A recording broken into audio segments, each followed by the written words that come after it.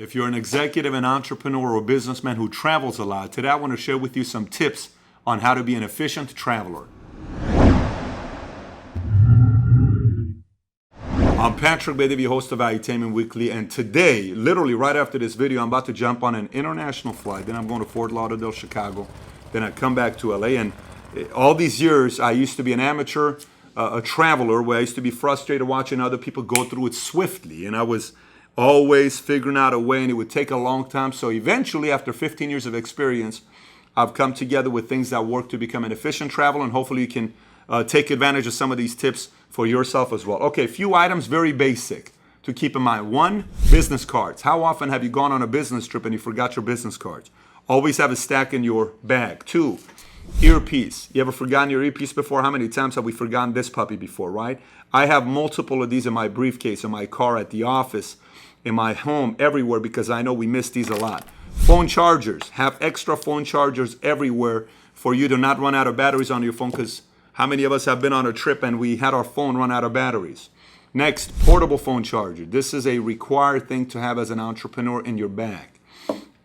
Next, hand sanitizer. When you sit on the plane, sanitize your hands. Nowadays, they have them at a lot of airports, but if they don't, you got to bring your own as well. Sanitize your hands. Sanitize the table that you're going to put your hands on, and the side where you put your armrest here. Sanitize that as well, because a lot of times someone's sick, they sneeze, they touch that, you touch your face, you get a cold. As an entrepreneur, you can't afford to do that, because 1 week could set you back a lot of momentum you're creating in your business. Next, all the apps of airlines you fly on, have them on your phone. So if it's American Airlines, Delta, Southwest, have it on your phone. If there's delays, whatever it may be, they send it to you and they tell you if you had a delay. All of that stuff will go on your phone, so you don't have delays taking place for you. Next, have you ever gone on in a line to check in and you do a security checkpoint, and you have to take off your shoes, you have to take off your belt, you have to take off your app or your computer, your laptop? Have you ever done that before, and you just sit there and you're wondering, why are these folks on this side, they go to the place that says TSA pre,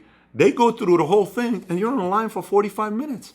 They must be pilots. They must be flight attendants. They must be CIA. Or they must be FBI, because they get to go through quickly.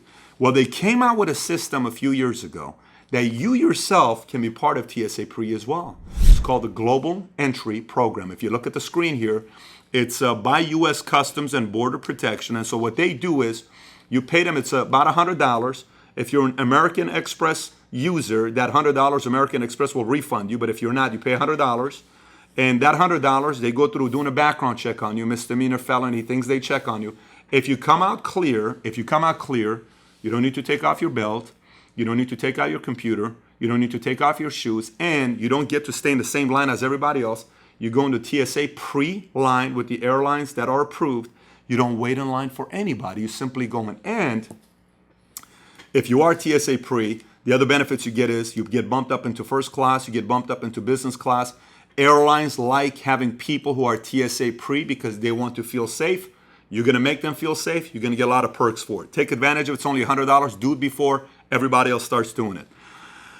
Another thing is with getting there early. Have you ever had on a trip where you're going and you all of a sudden you miss your check-in time and they say it's within 45 minutes, you can't check in your bag, you're upset because they say you need to wait for the next flight 5 hours, and you're going to miss this appointment you were supposed to make, and you don't know how to make up for it. You're just purely frustrated. Here's one way that works, and you can do it every time. So they are not allowing you get on the flight because the check-in for the bag is too late, but not you. You can get your ticket for yourself, even if you're late. You get the ticket. You check your bag in on a next flight, even if it's 5 hours later. You get on your flight, you make your meeting. 5 hours later, your bag will land in the city that you're going to. You can simply send somebody to go pick up your bag and bring it to you. This happened to me on a trip to New Mexico. I was being interviewed on NBC. Same exact thing happened. Got on my flight, went there, my bag showed up 6 hours later. We were squared away. I made it on my TV show that I was supposed to be in. Everybody went home happy. So that's something to keep in mind if you are going to be late. Another point is this.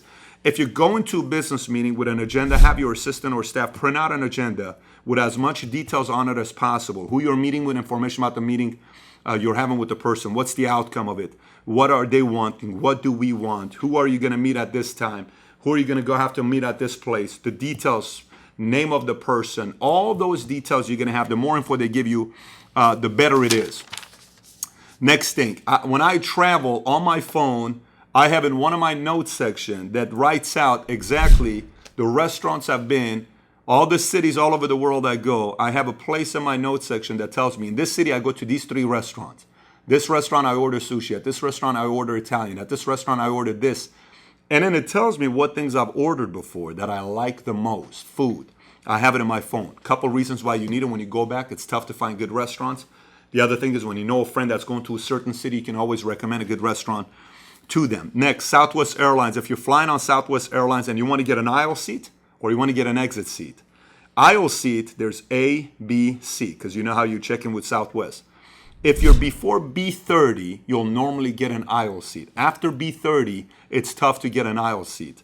If you want an exit seat, you got to be before A30.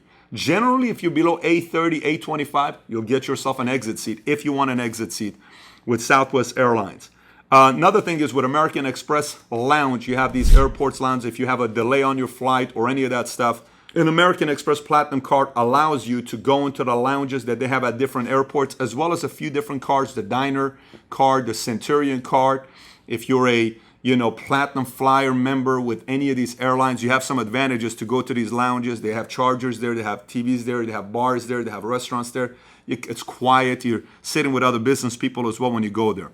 Another point here, when I'm traveling, I don't use taxi, I use Uber. Uber is a great app to pick up, download, use. They're very effective, they're very efficient, they're very fast. You get a lot of discounts. It's a good system to use. When you land, write a note, give it to the pilot, say thank you for a safe landing, put your business card in there. You'd be surprised how many times that pilot that sees you on another flight will greet you, and sometimes there's additional perks that comes with it.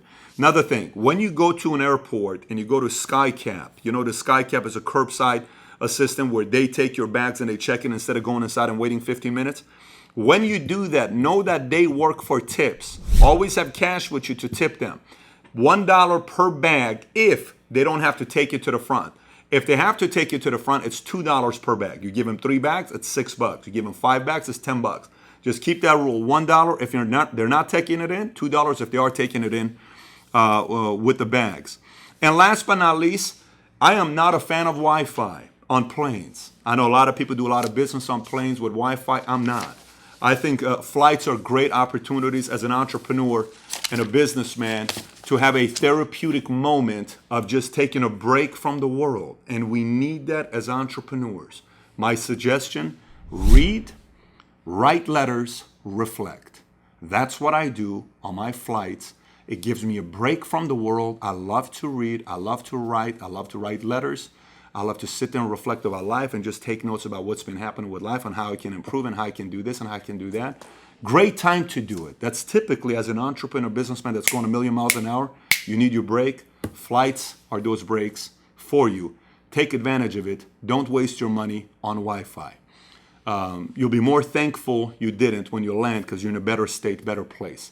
It's my message of the week to you, and please be sure to share this video with other people who are also travelers and subscribe to this channel. Thanks for watching. Today I want to share with you some specific tips. Sounded like Mike Tyson for a second. I want to share with you some tips. I travel a lot, Customs and Border Protection. I'm Patrick Bid.